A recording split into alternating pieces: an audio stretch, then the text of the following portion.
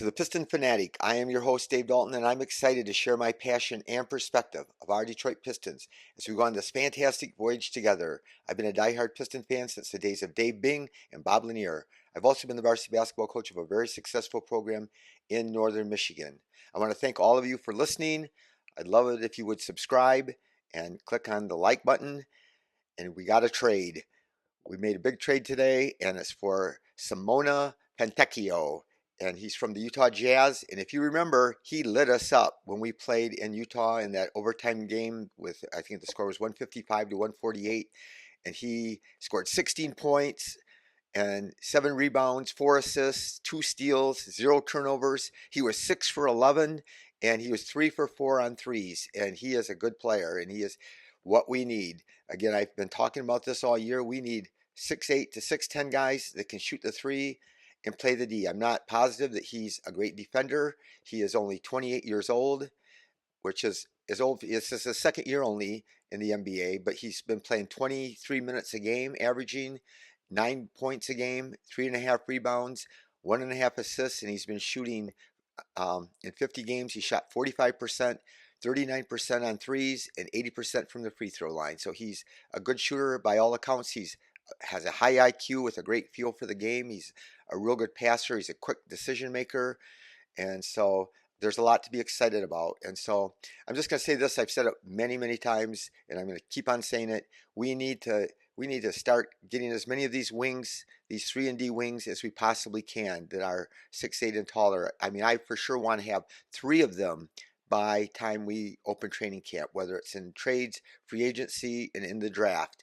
I still want us to, you cannot have too many. There's a premium on them. We've had 0, and now we have 1. So we'll see how it goes. So we traded him for Kevin Knox. So Monte yesterday, he said he never does this, but he talked to the team before they got on the plane. So they boarded the plane yesterday, and he knew the trade deadline was coming, and he knows that he wanted to let them know he sympathized with them, and that there would be distractions because people know a lot of guys are going to be offered on the trade deadline. That there's been names rumored, but poor Kevin Knox, last year, we put him in the trade with the Wiseman trade. He was included in that, so we signed him, and then he goes and gets traded, and then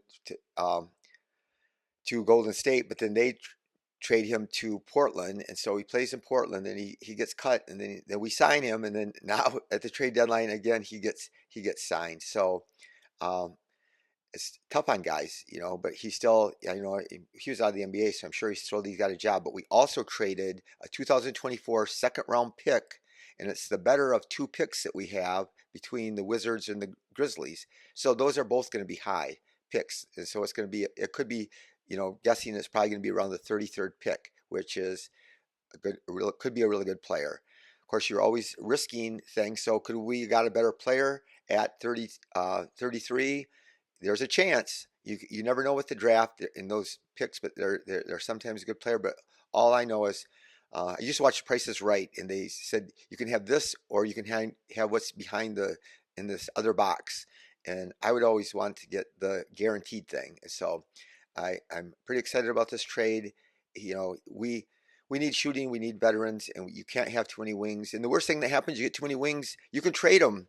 They're a valuable asset because, again, they're just such a premium. There's so few of threes. I'm going to be fascinated to find out as I listen to see what the feeling in Utah is, why they wanted to get him up. But of course, they're getting a high second round pick. They're rebuilding. He's 28, so they want to start young, get a younger team. So yeah, and then we also included the rights to Gabriel Procida, that we drafted him in 2022 with the 36th pick. He's only 21 years old still, and he's an athletic guy. He's playing in the German league, and he's playing really well, but his shooting still hasn't quite hit it. I thought he was going to be a good 3-point shooter, but obviously if he was, we would be having him up by now. So yeah, so it's the first. Hopefully there'll be some more trades.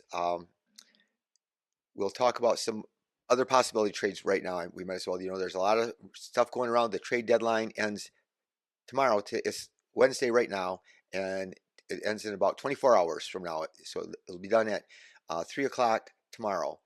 is the end of the trade deadline. So I'll be jumping on anytime there's news. I'm going to be doing a podcast tonight after that we play Sacramento. So stay tuned for that. Maybe there'll be another trade by then. Who knows? So what this makes you again ask yourselves.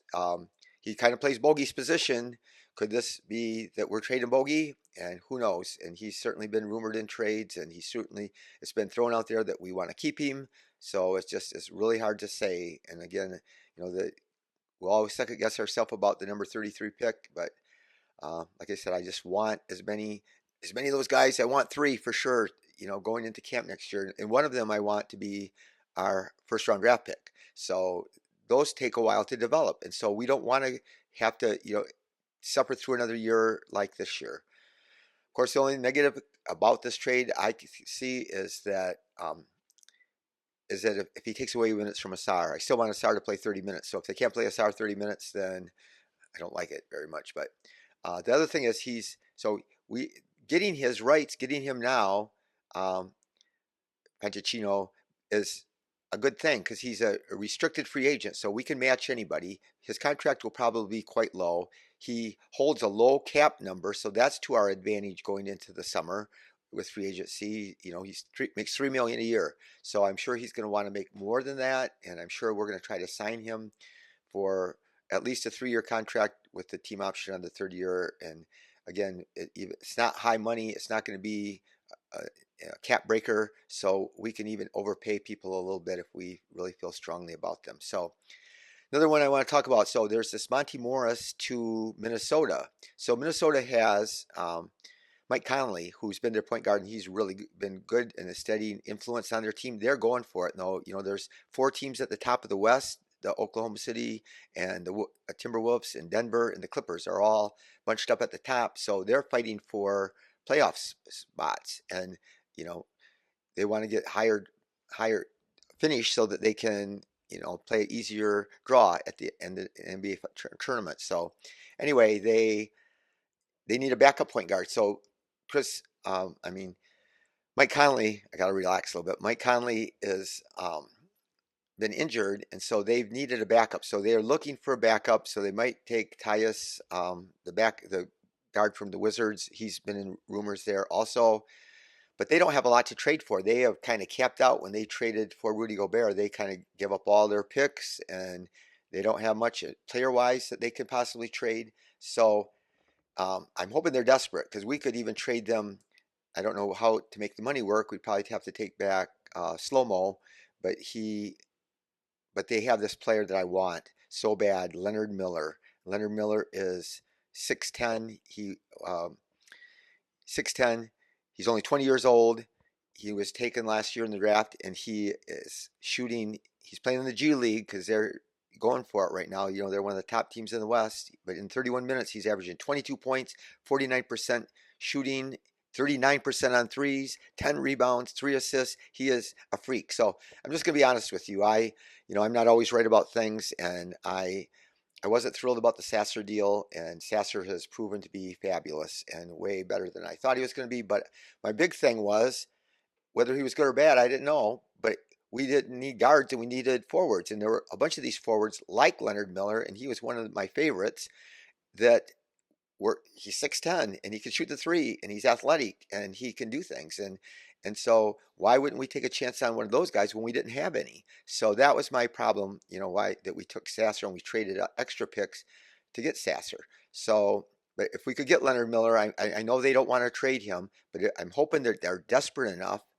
So here's the thing, we can trade guards. We almost need to if we trade Monte. And the bigger part, I should have mentioned this first. So Monte got drafted by Denver, and the general manager of the Nuggets was Chris Finch, and he is now he's the GM of the Timberwolves, and so he loves Monte Morris, and he was heartbroken when they traded him, and so they would really know him and want him and value him, and so that's another hope. There are a lot of things that go into trades that not just one player for another player. So we'll see if they're in it to win it. If they would ever give up Leonard Miller, I'd give them Burks and Morris. So we have Cade, Ivy, and Sasser. They're all great, promising players, and they're all young, and they all can play the one or the two. So that's a awesome thing. They can all be on the court at any time together, and they can just even switch off and on playing the one and the two. And they all three of them have shown the ability to do that. So another thing that's happening, trades, I mean, injuries. Embiid got injured. So, they are going for it. So it's heartbreaking for them. He's going to be out who knows how long. They try to do surgery on his meniscus. I think it was very minor. And so they're hoping that he can come back in a month, but they've already lost a bunch of games just recently.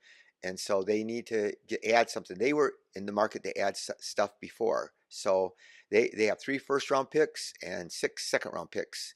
And so I'm hoping that they want to make a trade with us. Now that we have the SIMONE, I'm not sure that we need to trade for or want to get Tobias Harris, which I would never want to trade for Tobias Harris or give up any assets because there's no guarantee he would sign with us. And we can sign him at the end of this year. He'll be a free agent. So why not wait, and why not save your assets and see if he would want to go play for us. So that's how I feel about that. But still, the Sixers are a promising team that we could trade for. I don't know who else the Wizards have. I mean, the Timberwolves have that we would maybe want, but I know they have a couple other players that possibly could want. So I'm thankful. Zach LaVine's, I'm not thankful for him. I'm sad for him that he got injured and is out for the year. People are joking that he got injured on purpose and opted for season-ending surgery because he didn't want to go to the Pistons. So I didn't like that, but I'm just going to reiterate the big trade that I would really love to see. The Knicks have lots of picks. They have 8 tradable first-round picks, including ours, and I want that back so that we have flexibility and we can trade other first-round picks. Because again, we can't trade first-round picks until like 2029 until that one conveys. So they have those picks, and they have that pick that I want us to get back, and Quentin Grimes. And we can take on Evan Fournier's money, works for us. They've had some injuries, and I love Grimes, and we talked about him last episode. He's 24 years old. He can shoot the three. He'd be a backup guard, but he's tough on defense, and they're just overloaded at the guard position. But and I know we talked about it that Tibbs loves Burks, so maybe we can get a trade there. I'm hoping. There was a rumor about somebody wanted Gallinari and the Lakers, and he's had some good games for us, but they don't have much that they can trade. But Taurean Prince, who is also a guy that I want bad, I want us to sign him, even if we don't get him at the trade deadline. I want us to sign him as a free agent because he's another 3-and-D wing, and he's a little bit older, but still we need some veteran presence, and we could sign him. We are, and there's these players that we can sign that other people aren't going to be able to match, that are marginal players, and so he's a terrific player that would fit, and whether he's a backup or a starter. Or the other thing about having 3 of those guys with those wings is because there's always injuries. We know with the Pistons how many games we've had where we end up having to start Kevin Knox or Isaiah Livers. And so hopefully those days are going to be gone. And I just want, I talked about Sasser a minute ago. So I love Sasser. He has proven to be really good. I do still have concerns that if he were a starter and teams really, game planned for him, that they would really attack him because he is really small. He looks way tiny out there on the court. He looks almost like a middle school kid playing, against high school kids. But he is the number 1 rookie in pull-up threes, percentage-wise, 43%. He's number 8 in the entire NBA in pull-up threes. So he can shoot it off the dribble, and obviously we've seen him do that, and the step back. He's the number 1 in pull-up field goal percentage for all rookies, 47%, and number 10 in the entire NBA. He's number 2 in the NBA in three-point percentage, and he's just shooting the lights out. He's had some good games and some bad games, but he also could become the first rookie in NBA history to go 50, 40, 90. So that's 50% on field goals overall, 40% on threes, and 90% on free throws. So Bogey almost did that last year, but there's only been like 9 players in all NBA, not just rookies in the history of the NBA that have done it. So it's not likely that he'll do it. He's shooting currently 48%, 48.4% from the field, 42.9% on threes, 90% on free throws. And so that would be really cool if, that could happen for us. So the Grizzlies just made a trade for Michigan State's Xavier Tillman for 2 second-rounders, and that makes the Celtics just stronger. I'm just really surprised at that because the Grizzlies traded away Steven Adams. And so there's thinking that Tillman would probably play backup center for them, which he has done, and they've been decimated by injury. So the other big trade I meant to bring up earlier, Killian Hayes to the Grizzlies, that's a rumor. I don't know what they have to offer. It would be great for Killian to get a chance somewhere else. Their team has had more injuries than anybody in the entire NBA.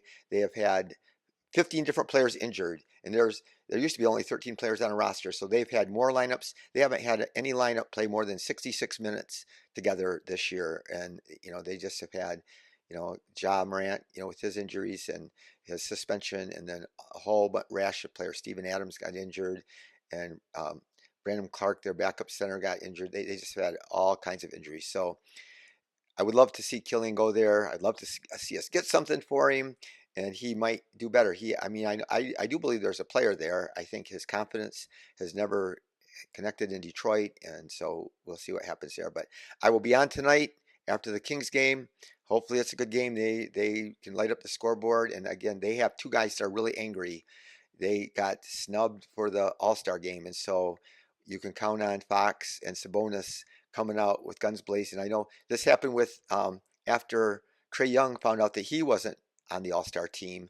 The next 3 games his team won. They haven't been doing good, but they won, and he scored like 35 points a game and had a whole bunch of assists and shot like 50% on threes, and he played his best basketball of the year. And we're humans. Things like that inspire us and drive us to do people to do better than they could. It shouldn't necessarily. You wouldn't think that he would just play that much better because he was mad because he got snubbed. But again, Michael Jordan, they used to always say he used to come up with things to motivate him and make him mad at other teams. And LeBron's done the same thing. A lot of people do that. So anyway, hold on to your hats. We're almost done to the trade deadline. Hopefully there's going to be some more exciting moves. I'm sure that there's going to be at least 10 more trades before the trade deadline.